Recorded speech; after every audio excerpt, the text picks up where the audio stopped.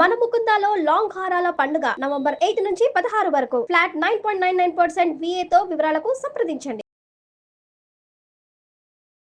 ఇప్పుడు నువ్వు ఈ పెళ్లి చేసుకుంటావా లేదా, లేకపోతే మేము ప్రాణాలతో ఉండము అది అని చాలా బ్లాక్మెయిల్ చేశారు మేడం.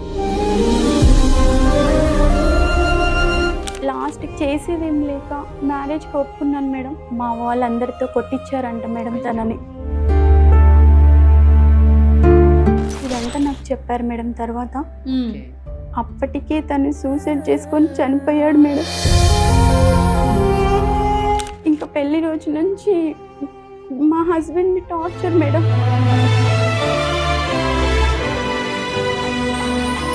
పెళ్ళైతే మారతాడు, పిల్లలు పుడితే మారతారు అనే ఉద్దేశంతో ఒక అమ్మాయిని తీసుకొచ్చి గొంతుకు వస్తారు. అసలే రోజు తాగి బాగా టార్చర్ పెట్టేవాడు. ఇంకా ఇది తెలిసాక ఇంకా ఎక్కువ సాడిజం, ఇంకా టార్చర్.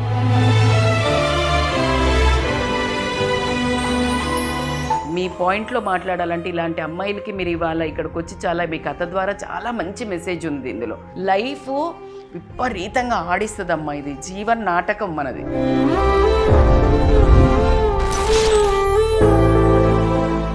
ముకుందా జ్యువెలర్స్ వారి Purvi gold and diamonds November 1 న KPHP లో ప్రారంభం. ఓపెనింగ్ ఆఫర్ గా ప్రతి 3 లక్షల కొనుగోలుకు ఒక గోల్డ్ కాయిన్ ఉచితంగా పొందండి. పూర్వీ జ్యువెలర్స్ సమర్పించు ఇది నా కథ కార్యక్రమానికి స్వాగతం. నమస్తే రజితక్క. నమస్తే. కన్న తల్లిదండ్రుల కోసం ప్రేమించిన అబ్బాయిని వదిలేసింది. ఆ అబ్బాయి కాస్త తన జీవితాన్నే చాలించాడు. సరే, పేరెంట్స్ అంటే కన్న తల్లిదండ్రులు ఏది చెప్పారో వాళ్ళ మాటకి అనుగుణంగా ఒక అబ్బాయిని ఇచ్చి పెళ్లి చేశారు. తీరా చూస్తే అతను కాస్త మరణించాడు.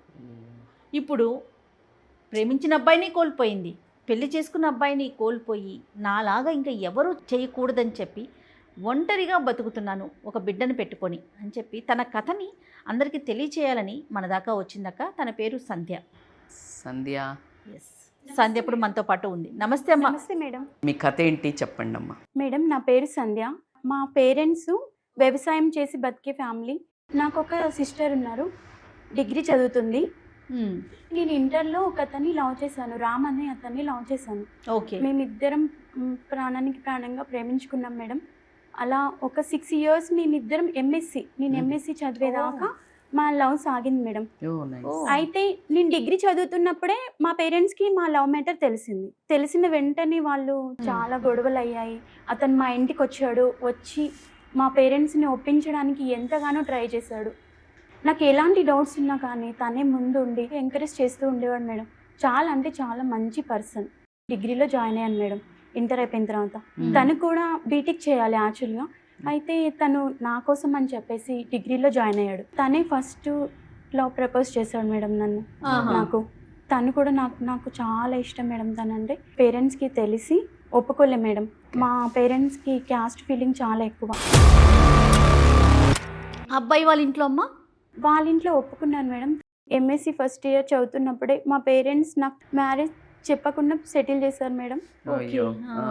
ఎంత బతిలాడి నేను ఒప్పించడానికి ట్రై చేశాను మేడం, అయినా కానీ వాళ్ళు ఎంతకీ ఒప్పుకోలేదు మేడం. ఇప్పుడు నువ్వు ఈ పెళ్లి చేసుకుంటావా లేదా, లేకపోతే మేము ప్రాణాలతో ఉండము అది అని చాలా బ్లాక్మెయిల్ చేశారు మేడం. లాస్ట్కి చేసేదేం లేక మ్యారేజ్కి ఒప్పుకున్నాను మేడం. అతను ఎలా రియాక్ట్ అయ్యాడు రామ్? అతనికి ఇంకా అప్పటి వరకు చెప్పలేదు మేడం. ఇంకా లాస్ట్ మినిట్లో తనకి నా మ్యారేజ్ అని తెలిసింది మేడం. ఓకే. అతను ఎలా రియాక్ట్ అవుతాడో తెలియక నేను చెప్పలేదు మేడం. బెదిరించారు మేడం. తల్లిదండ్రులు వాడే అది నార్మల్గా. ఎందుకంటే వాళ్ళ భయం కూడా తప్పు కాదు జయ. ఎందుకంటే మీరు ఇటువైపే ఆలోచిస్తున్నాం కదా మనం ఇప్పుడు తినది. కానీ ప్రేమించిన అతన్ని పెళ్లి చేసుకుంటే నిజంగా విషం తాగి చచ్చిపోయిన తల్లిదండ్రులు కూడా ఉన్నారు.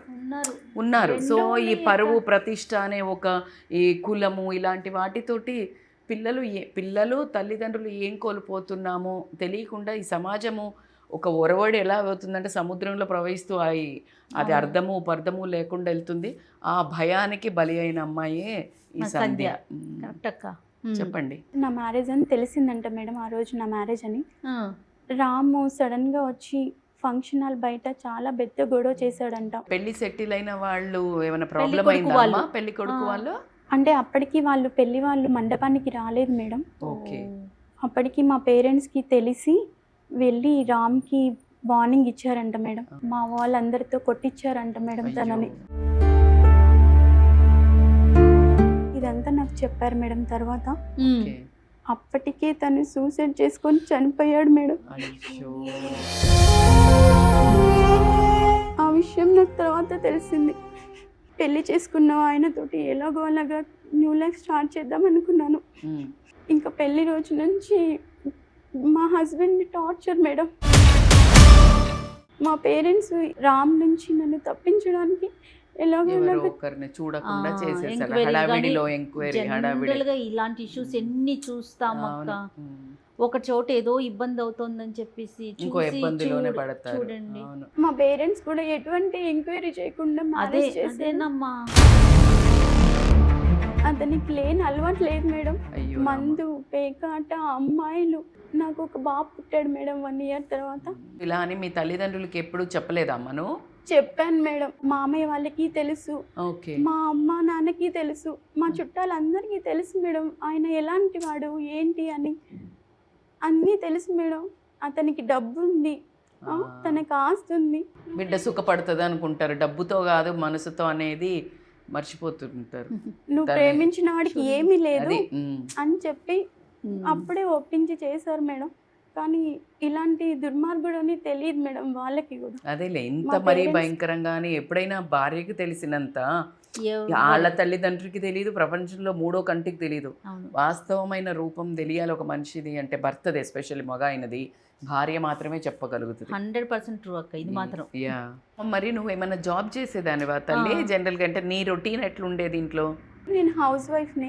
అచ్చా. ఇంకా బాబుని చూసుకుంటూ ఉన్నాను. అదేలే, వెంటనే పిల్లలు అయిపోయారు కాబట్టి హౌస్ వైఫ్ గానే ఉన్నారు. మరి మీ అత్తయ్య మామయ్య వాళ్ళు ఎక్కడ ఉండేవారు? వాళ్ళు ఊర్లో ఉంటారు మేడం. 80% జయ ఇట్లా కొడుకు ఇలా ఉన్నాడు అనుకో, ఇలా తాగుబోతూ తిరిగిపోతూ, ఇంకా బయట ప్రపంచానికి ఒక పెళ్లి చేసి ఒక పెళ్ళా ఉండే సర్టిఫికెట్ ఉంటే వీళ్ళకి బాధ తీరిపోతుంది తల్లిదండ్రులకి. సో వాడు అలాంటి వాడని తెలిసినా పెళ్ళైతే మారతాడు, పిల్లలు పుడితే మారతారు అనే ఉద్దేశంతో ఒక అమ్మాయిని తీసుకొచ్చి గొంతుకు వస్తారు. సరే వాళ్ళ తప్ప అంటే తప్పు కాదు, వాళ్ళు ఏంటంటే మారతాడు. చాలామంది అంటారు కదా పిచ్చి పిచ్చి తిరుగుతున్నాడు, పెళ్లి చేయండి రా చక్కగా అవుతాడు అంటారు. బట్ అన్ని విషయాల్లో అన్ని మంది కూడా మారరు. ఇప్పుడు వాళ్ళది తప్పు కాదని ఎట్లా అనుకుంటాం? మీరు చెప్పండి నాకు. ఎందుకంటే తల్లిదండ్రులుగా మీరే మార్చలేని వాళ్ళు కొత్తగా వచ్చిన ఎలా మారుస్తారు? ఆ తెలివి ఉండట్లేదు కదా. అందుకే ఇప్పుడు అమ్మాయిలు అంటున్నారు we are not going to marry this kind of people, మేము మదరింగ్ చేయము, మేము ఇక్కడ వైఫ్గా వస్తున్నాము, మదర్గా రావట్లేదు, అమ్మగా రావట్లేదు, వీళ్ళని సరిదిద్దడానికి సెట్ చేసుకోవడానికి వద్దు అని చెప్తున్నారు. చాలా క్లియర్ ఉంది. ముందే తెలిస్తే క్లియర్ గా మాట్లాడుకోవచ్చు. ఇంక ఇప్పుడు అలాంటి వాడికి ఒక అమ్మాయిని ఇచ్చి ఎక్స్ట్రా ఇంకొక ఫెసిలిటీ ఇచ్చినట్టే కదా. అబ్సల్యూట్లీ. వాడు చేసే ఏదో పనులకు తోడు ఇంకొక అమ్మాయిని ఇవ్వటమా? అంతే. ఆ తర్వాత నేను లవ్ చేసిన విషయం అతనికి మా హస్బెండ్కి ఎవరో చెప్పారంట మేడం. అది ఇంకా అదొక దారుణం. ఇంకా అసలే రోజు తాగి బాగా టార్చర్ పెట్టేవాడు. ఇంకా ఇది తెలిసాక ఇంకా ఎక్కువ సాడిజం, ఇంకా టార్చర్ పెట్టడం ఎక్కువ అయిపోయింది మేడం. బాబు కోసం మాత్రమే నేను బతికుండేదాన్ని మేడం. అప్పుడు అమ్మ ఇంట్లో అవసరాలు, ఇప్పుడు బాబు ఉన్నాడు అన్నారు, ఇవన్నీ చూసుకునేవారా? అలాంటి సపోర్ట్ ఏమైనా చేసేవాడా? ఫైనాన్షియల్ సపోర్ట్ అంటే ఆల్రెడీ ఫైనాన్షియల్ గా ఉంది కదా మేడం. చూసుకునేవాడంటే ఇంకా అలా తెచ్చి అక్కడ పడేసేవాడు. అవసరాలు మాత్రం తెచ్చేవాడు అంతే, మినిమం అవసరాలు. అతనికి లివర్ క్యాన్సర్ వచ్చి, అయ్యో, కిడ్నీ ఫెయిల్ అయ్యి, హెల్త్ ఇష్యూస్ అన్ని చాలా చాలా ఉన్నాయి మేడం. అయ్యో, వాటి వల్ల అతను చనిపోయాడు మేడం. అప్పుడు మీ వయసు ఎంతమ్మా? 28 years మేడం అప్పుడు. అయ్యో. బాబు పుట్టాక 1 yearకి మేడం. అయ్యయ్యో. అటు భర్త లేక చిన్న బాబుతోటి నా చేతి నరకం అయిపోయింది మేడం. కట్టుకున్న భర్త చనిపోయి, అటు ప్రేమించిన వ్యక్తి చనిపోయి, నా జీవితం ఒక నరకంలాగా అయిపోయింది మేడం. ఇప్పుడు అసలు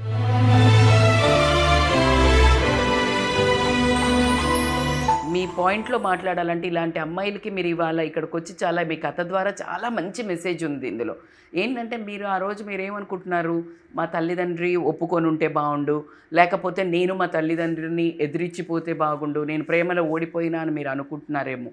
కానీ అది ఏంటంటే మీ ఒక రెస్పెక్ట్ కానీ మీ డ్యూటీ, అయ్యో తల్లిదండ్రి గౌరవం అనే ఉద్దేశం ఉండటం వల్లే మీరు వాళ్ళను ఒప్పుకున్నారు. అంటే లైక్ ఆ పెళ్ళి అంటే అది చాలా ఆ టైంలో మీరు ఏ మంచి చేయగలుగుతారో ఒక మంచి కూతురుగా ఆలోచించి చేశారు. ఆ టైంలో ద బెస్ట్ డాటర్ అంతే. అవునా? అబ్సల్యూట్లీ. అవును. అదే ఎదురించి వెళ్ళిపోతే మరి తల్లిదండ్రులు విషం తాగి చనిపోతే అప్పుడేంటి ఆన్సర్? లేదు ఇంకొకటి ఒప్పుకుందాము, సరే వెళ్ళిపోయింది, ఎవరు చనిపోలే, కథ సుఖాంతం అనుకుంటే ఆ తీసుకెళ్ళిన వాడు ఇలాగే ఇప్పుడు ఈవిడ భర్తలాగా తాగి కొట్టి వేరే అమ్మాయిని ప్రేమించుకుంటా లేకపోతే వేరే అమ్మాయిలతో తిరుక్కుంటా కొట్టిన వాళ్ళు లేరా? 100%. సో నేను ఎందుకు ఈ యాంగిల్ చెప్తున్నానంటే ప్రపంచంలో మనకి దేన్ని కరెక్ట్ దేని ఆ టైంలో ఈ అమ్మాయి ఏం చెయ్యగలిగిందో అది చేసింది ఒక రెస్పెక్ట్ తోటి. తల్లిదండ్రుల పెళ్ళి ఇష్టం లేదు అయినా చేసుకుంది, వాళ్ళ కోసం బాధ్యత రెస్పాన్సిబిలిటీ అనుకుంది. మరి ఈయన చనిపోవడానికి కారణం ఈ అమ్మాయ, అతని కర్మ, అతని బ్యాడ్ హ్యాబిట్స్. ఈరోజు ఈ అమ్మాయి ధైర్యంగా ఇక్కడ వచ్చి కూర్చుంది. సర్వైవర్ అంటే ఇట్ షోస్ హర్ స్ట్రెంగ్త్. అంతే. సో ఎవ్రీ ఘట్టాన్ని బట్టి ఒక స్టోరీ ఉంటుంది కదా జయ. అంతే కదా. ఇప్పుడు మనము ఒక ఆడపిల్ల, ఒక కూతురు, ఒక అక్క, ఒక చెల్లి, ఒక భార్య, ప్రతి రోల్ని ప్రతి దాన్ని కూడా మనం 100% చేస్తాము. అంతే. దానికి కరెక్ట్గా ఆ రోల్కి న్యాయం చేయాలి కదా. ఇప్పుడు మీరు యంగ్గా కాలేజ్లో ఉన్నప్పుడు ఒక 2,000 ఉన్నాయి, మీరు జాబ్ చేశారు, మీరు కొనుక్కుంటారా మీ అమ్మ వాళ్ళకి కొనిస్తారా? అప్పుడు మీరు కొనుక్కుంటారు. మీరు ఒక తల్లి అవుతారు, ఆ 2,000 ఎవరికి కొంటారు? పిల్లలకు కొనిస్తాం. Simple logic. అంతే. సో మీరు ఎప్పుడైతే లైఫ్లో ఒక్కొక్క స్టెప్ ఎదుగుతున్న కొద్దీ ఒక్కొక్క చేంజెస్ అని ఉంటాయి. అప్పుడు ఒక కూతురు కదా మీరు. మా పేరెంట్స్ ఆ రోజు ఒక్కసారి ఆలోచించి రాము అంటే ఇష్టమైతే నీకు పెళ్లి చేసుకోమా అని ఒక మాట అని ఉంటే నాకు ఈ పరిస్థితి వచ్చేది. ఎందుకు అన్నారు అంటే ఈ సమాజంలో ఇలాంటి స్టోరీలు వాళ్ళు వింటూ ఉంటారు తల్లి. ఏమనంటే ఆ పెళ్లి చేసుకొని వెళ్ళింది, వాడు మంచిగా చూడలేదు, డబ్బు లేదు, నా బిడ్డని ఇంత బాగా కష్టపడి మేము చదివిపిస్తే అక్కడ వెళ్ళి కష్టపడుతుంది. నాకు తెలిసిన ఎన్ని స్టోరీస్ ఉన్నాయి తెలుసా? కోట్ల ఆస్తి కాదని పోయి చాలా నానా కష్టాలు పడితే తల్లిదండ్రి అవన్నీ వింటారు కదా, ఆ భయంతో వాళ్ళు చూడరు. మీరు అన్నట్టు బాగుండేది అని అనుకోవడానికి అందరికీ బాగుంటుంది, కానీ దానివల్ల పాస్ట్ ఎప్పుడూ ఒక జైలు కూడా అవ్వకూడదు.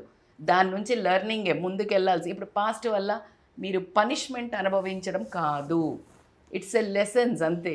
ఈరోజు మీరు ఈ స్టోరీ కూడా తల్లిదండ్రులకు ఒక లెసన్.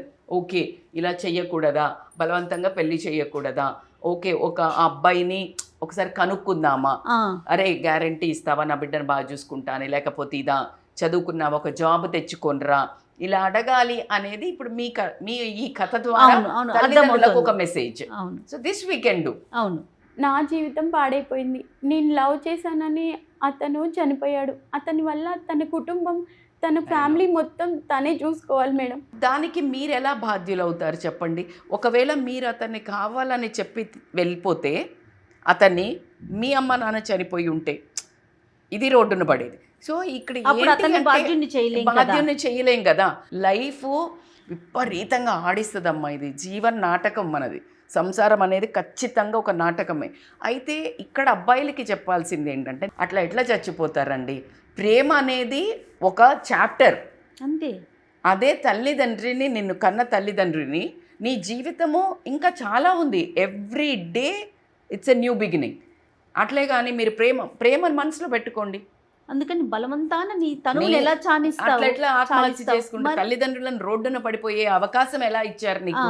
అంటే నీకు ఇంకా కనిపించట్లేదా ఎంత తెలివి తక్కువ పిల్లోడని చెప్పొచ్చు. నిజంగా కూడా ఇక్కడ ఐడియాలజీ ఇప్పుడు నిజంగా కూడా ఈమె తల్లిదండ్రి కోసము పెళ్లి చేసుకుంది, ఆయన తల్లిదండ్రిని వదిలేసి చనిపోయాడు. నిజంగా అతను నిజంగా కరెక్ట్ మనిషా? మనం నీ ప్రేమికుడు పక్కన పెట్టు, ప్రేమికుడు ఒక రోలు తల్లి, ఒక మనిషిగా ఏం ఆలోచించాలి. సో కాబట్టికి దాన్ని నువ్వు గిల్ట్ తీసుకోకు. అది అతని స్ట్రెంగ్త్ లేదు, అతనిలో స్ట్రాంగ్నెస్ లేదు. ప్రేమ అని అంటే అట్లా గాలికి వెళ్ళిపోం కదా. 4 రోజులైనాక బాధ్యతలు వస్తాయి నీ కూడా. నువ్వేదన్నా కష్టమో ఏదన్నా వస్తే అప్పుడు కూడా బ్యాక్అవుట్ అవుతాడా? అది బ్యాక్అవుట్ అయ్యే పర్సనాలిటీ. నేను ఎందుకు చెప్తున్నానంటే మీరు అర్థం చేసుకోండి, మీరు ఆ బాధలో ఉండొద్దు అని నేను ప్రతి ఒక్క కోణం చూపిస్తున్నాను మీకు. మీ ఆత్రము, తొందరపాటు, దానివల్ల ఈ అమ్మాయి జీవితం మనకి ఇక్కడ కనిపిస్తుంది, కానీ అలాంటి జీవితాలు ఎన్ని ఉన్నాయో మీకు తెలీదు. అతన్ని కొంచెం సెన్సిటివ్ వేయాలి, చనిపోయాడు ఓకే అది, కానీ ఇప్పుడు తను ఎవరి వల్ల చనిపోయాడు మేడం? నా వల్లే కదా.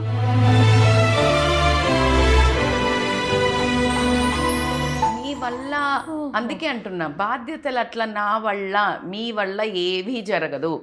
మీ వల్ల ఇప్పుడు చాలామంది చనిపోయారు మహాభారతంలో. ద్రౌపది నేను శపథం చేసినా అని చనిపోయింది నా వల్ల కాదు, అది జరిగేది ఉంది. ఆమెకు అవమానం జరిగింది, అంత పెద్ద యుద్ధం అయింది, జరిగింది. ఆయనకే అంతే బాకీ ఉంది. కానీ మీ వల్ల అనేదాన్ని మీరు ఏదైతే గిల్ట్ ఉందో ఆ గిల్ట్ని గ్రాటిట్యూడ్ కింద మార్చుకోండి. ఆయనకి సారీ చెప్పండి, ఒక లెటర్ రాయండి, నేను ఇలా అనుకోలేదు అని లెటర్ రాయండి. ఎప్పుడు ఈ గిల్ట్లో ఎన్ని రోజులు బ్రతికేది ఏముంది, ఆ గిల్ట్ని గ్రాటిట్యూడ్గా రాయించండి. ఇంకా ఆయన మనస్సుని నిజంగా కూడా నాకు ఇలా నేర్పించావు, నువ్వు ఈ చదువు ఇలా నేర్పించావు, నువ్వు చేపించడం వల్ల నేను ఇంత స్ట్రాంగ్గా ఉండి ఈరోజు ఇక్కడ వచ్చి మాట్లాడగలుగుతున్నాను. సో మంచి మాట్లాడండి. ప్రపంచంలో ఏ సోల్ కూడా ఇట్లా కన్నీళ్లతో బాధపడుతూ ఉండమని ఎవ్వరూ చెప్పరు. కానీ తొందరపడి ఇప్పుడు ఆయన నిర్ణయం, అరే నేను పెళ్ళే అక్కర్లా, ఒక మంచి ఫ్రెండ్ లాగా ఉండి చూసుకునేవాడేమో, స్ట్రెంగ్త్ ఇచ్చేవాడేమో. సో ఇలాంటివంటే ఇప్పుడు నేను ఏదైనా మనము ఇప్పుడు నీ జీవితాన్ని మంచిగా మర్చుకోవడానికి ఆలోచన విధానాన్ని మార్చుకోవడం తప్పించి నా వల్లే, నేనే ఇలా, నా తల్లిదండ్రులు కారణం, నా జీవితం, దీనివల్ల ఏమైనా ఉపయోగం ఉందా సంధ్య చెప్పండి మీరు? తల్లిదండ్రులకి ఇది చాలా సీరియస్ మెసేజ్. ఆలోచించండి. మీ పట్టుదలకు, మీ ఒక పరువు ప్రతిష్టల కోసం పోయి మీరు చాలా కష్టపడి పెంచుకుంటారు. పెంచేటప్పుడు నా బిడ్డ, నా కూతురికి ఇలా పెంచాలి, నాకు ఇలా ఇవ్వాలి. ఆవిడ కష్టపడుతుంటే మళ్ళీ అనుభవించే వాళ్ళు కూడా తల్లిదండ్రియే. ఖచ్చితంగా. సో కాబట్టి సుఖంగా ఉన్నా సంతోషంగా ఉన్నా ఆ రెండు కూడా యాక్సెప్ట్ చేయాల్సింది పేరెంట్సే కదా. కదా. సో తెలిసి తెలియక మీ పాప ప్రేమ అని తప్పు చేస్తే మీరు కొంచెం పెద్దతనంతో కాస్త ఓర్పు వహించి అటు కనుక్కోండి. లేదు అని అంటే ఇటు అట్లీస్ట్ వాళ్ళు చెడ్డ వాళ్ళని తెలిస్తే అతను కరెక్ట్ కాదమ్మా అని నచ్చ చెప్పే ప్రయత్నం చేయటమో చేయాలి. కానీ మీరు చెప్తున్నారు చూడండి అక్క, టైం తీసుకోవటం అనేది చాలా వాటికి సొల్యూషన్. అసలు దీనికి ఇలాంటి ఇష్యూస్ లో నిజంగా అది పెద్ద పెద్ద లెటర్స్ తో మనం పెట్టుకోవాలి. అవును, నేను చెప్పనాక విత్ ఇన్ 6 months లో ఎవడో ఒకడికి ముందు కరెక్ట్ వాడారు. నిజంగా ఎవడో ఒకడు అడ్డు కానీ నిజంగా ఏదో అది పిల్లని పంపించేసేయాలి. ఇంత ఘోరము. ఇన్ని రోజుల నుంచి నువ్వు కష్టపడి పెంచుకున్న నీ బిడ్డను ఎవడో తెలియకుండా, ముక్కో మొహం తెలియకుండా గట్టి అదిగో అమ్మాయి గొంతు కోసినట్టు అయిపోయింది. చనిపోయాడు.